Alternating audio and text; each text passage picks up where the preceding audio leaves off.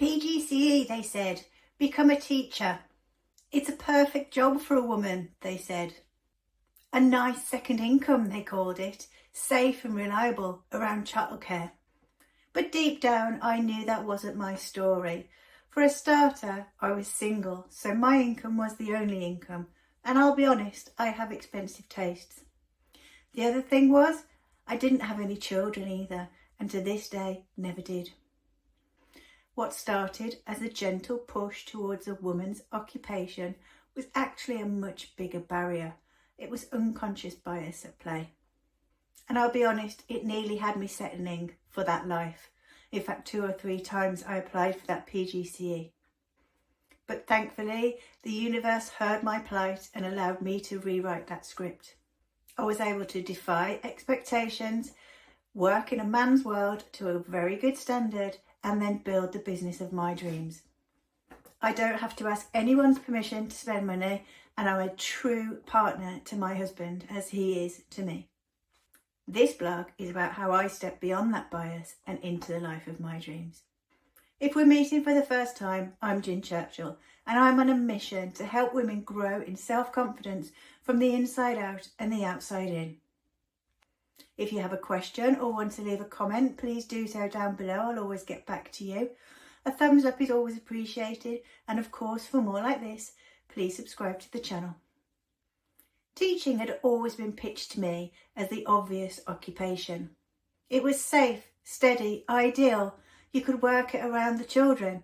I didn't have any children. I think I mentioned that.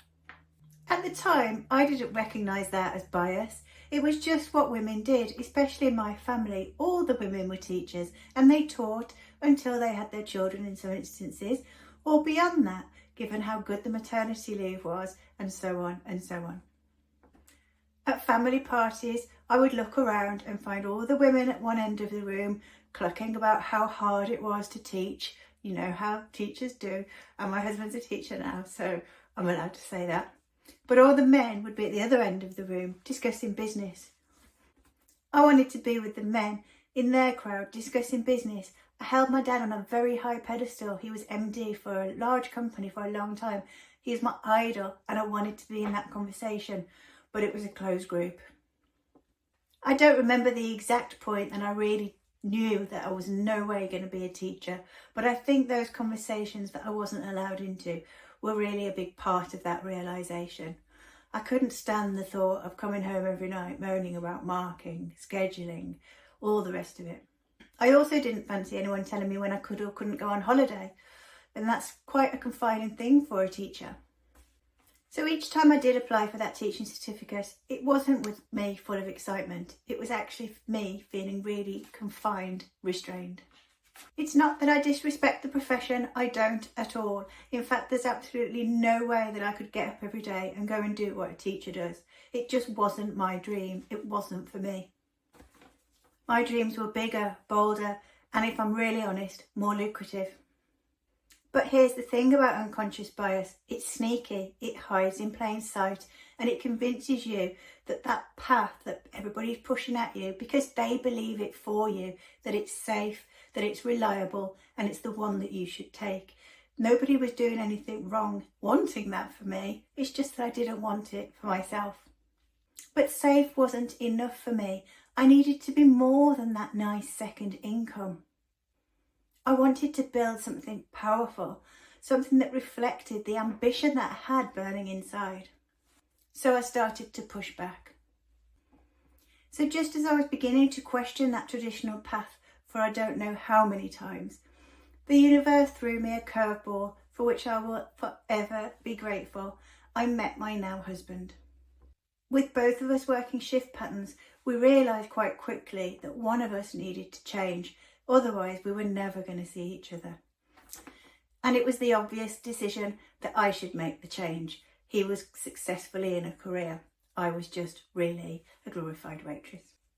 So I took an office job, at first a 12-month temporary contract, but little did I realise that would lead me into the career that I have in corporate life, in an industry I hadn't really even heard of.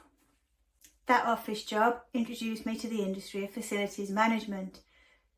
Everything clicked into place. It was fast-paced, it needed quality solutioning.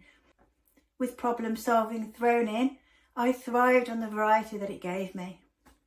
Within 2 years, I'd not only found my footings, but I'd far surpassed any salary I would ever have got as a teacher.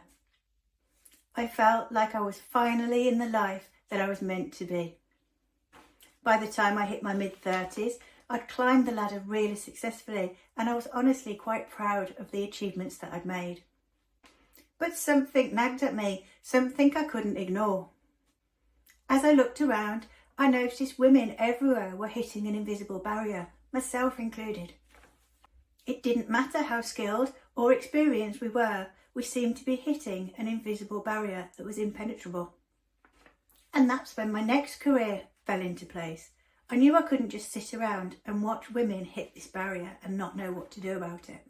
It felt like they were settling for less, and in fact what it was again was unconscious bias kicking into place for them and their peers and their employers. I noticed confidence eroding, myself included, and self-doubt start to kick in. So I created this side hustle dedicated to helping midlife women grow their confidence so that they can get past that invisible barrier. It became my mission to uplift, empower and validate all of those women who'd lost their confidence and were feeling at a standstill. And that makes me so happy that I didn't fall into what was expected of me all those years ago. Every time I took a step away from what was expected of me in terms of a teaching career, I took a step closer to what was actually a fulfilling corporate life, and still is, by the way, but a really meaningful side hustle for me as well, helping other women who've experienced similar things. And at this point, for this little side hustle, I feel like it's just the beginning. I feel like there's so much more to do, both for me and for the women that I support. If this story's resonated with you and you need to give your confidence a bit of a boost, I've created a free download called 8 Life Hacks to boost your confidence. Some are in the moment, some will take a while, but it's all nice, simple things that you can do to put a spring in your step. As ever, I really appreciate your feedback. It helps me to give you what you're looking for, but it helps other people to find my stuff as well. So any comments or questions, please leave them down below. A thumbs up is always appreciated. And of course, for more like this, please subscribe to the channel. In the meantime, remember you are amazing. Go and download the Confidence Boost Hacks and you have an amazing week.